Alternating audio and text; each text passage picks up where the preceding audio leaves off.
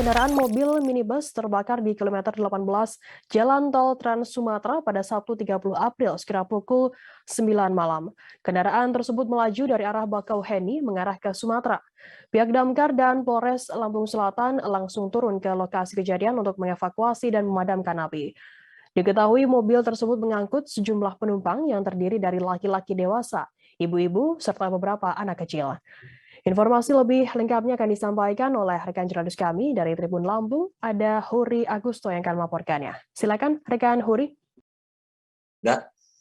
Kami melaporkan dari Lampung bahwa telah terjadi mobil terbakar di lajur tol Trans Sumatera kilometer 18 dan diduga mobil ini adalah merupakan angkutan travel yang datang dari arah Pulau Jawa dan menuju ke Lampung. Dari informasi yang kami dapatkan, mobil mengangkut sekitar 10 penumpang yang terdiri dari orang dewasa, laki-laki dan perempuan, serta anak-anak dan 2 orang balita. Dan hingga saat ini korban telah dievakuasi dan telah diantar oleh petugas ke kediaman masing-masing, dan semua korban hingga saat ini selamat dan telah diantar ke kediaman masing-masing. Jangan lupa subscribe, share, komen, dan like ya.